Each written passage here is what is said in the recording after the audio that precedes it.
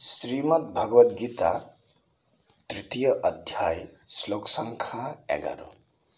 देवान् भावयतानेन ते देवा भावयन्तु वः परस्परं भावयन्तः श्रेयः परमवाप्स्यथ। अधिकारी देवगण যজ্ঞের প্রভাবে যজ্ঞ অনুষ্ঠান দেখি সবে প্রীত হবে। পরস্পর প্রীতিভাব হলে সম্পাদন ভোগের সামগ্রী শ্রেয় নহে অনটন। তোমাদের যজ্ঞ অনুষ্ঠানে প্রীত হয়ে দেবতারা তোমাদের প্রীতি সাধন করবেন। এভাবেই পরস্পরের প্রীতি সম্পাদন করার মাধ্যমে তোমরা পরম মঙ্গল লাভ করবে। ভগবান জড়জগতের দেখাশোনার ভার ন্যস্ত করেছেন বিভিন্ন দেবদেবীর উপর। এই জড়জগতে প্রতিটি জীবের জীবন ধারণের জন্য আলো, বাতাস, জল আদির প্রয়োজনীয়তা অপরিহার্য। ভগবান তাই এই সমস্ত অকাতরে দান করেছেন এবং এই সমস্ত বিভিন্ন শক্তির তত্ত্বাবধান করার ভার তিনি দিয়েছেন বিভিন্ন দেবদেবীর উপর, যারা হচ্ছেন তার দেহের বিভিন্ন অংশস্বরূপ। এই সমস্ত দেবদেবীর প্রসন্নতা ও অপ্রসন্নতা নির্ভর করে মানুষের যজ্ঞ অনুষ্ঠান করার উপর।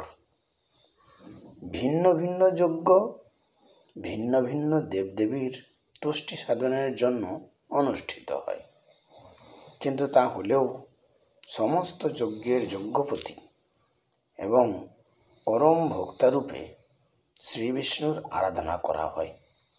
ভগবদ গীতাতেও বলা হয়েছে যে শ্রীকৃষ্ণ স্বয়ং সমস্ত যজ্ঞের ভোক্তা।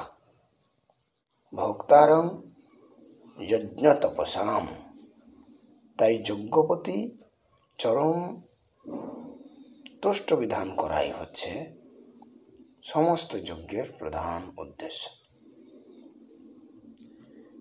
এই সমস্ত যজ্ঞগুলি যখন সুচারুরূপে অনুষ্ঠিত হয় তখন বিভিন্ন বিভাগীয় প্রধান দেবদেবীরা সন্তুষ্ট হয়ে প্রচুর পরিমাণে প্রাকৃতিক ঐশ্বর্য দান করে এবং মানুষের তখন আর কোনো অভাব থাকে না।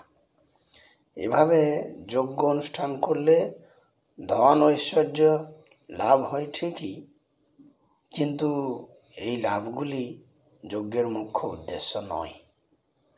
যজ্ঞের মুখ্য উদ্দেশ্য হচ্ছে জড়বন্ধন থেকে মুক্ত হওয়া। যজ্ঞপতি বিষ্ণু যখন প্রীত হন তখন তিনি জীবকে মায়ার বন্ধন থেকে মুক্ত করেন। যজ্ঞ অনুষ্ঠান ফলে সব রকমের কার্যকলাপ পরিশুদ্ধ হয়। তাই বেদে বলা হয়েছে আহার শুদ্ধৌ সত্ত্বশুদ্ধি, সত্ত্ব শুদ্ধৌ ধ্রুবা স্মৃতি, স্মৃতিলম্ভে সর্বগ্রন্থীনাম বিপ্রমোক্ষঃ। যজ্ঞ অনুষ্ঠান করার ফলে খাদ্য সামগ্রী শুদ্ধ হয় এবং তা আহার করার ফলে জীবের সত্তা শুদ্ধ হয়। সত্তা শুদ্ধ হবার ফলে স্মৃতি শুদ্ধ হয় এবং তখন সে মোক্ষ লাভের পথ খুঁজে পায়। এভাবেই জীবের চেতনা কলুষমুক্ত হয়ে কৃষ্ণ ভাবনার পথে অগ্রসর হয়। এই শুদ্ধ চেতনা সুপ্ত হয়ে গেছে বলেই আজকের জগৎ এইরকম বিভ্রান্ত হয়ে পড়েছে।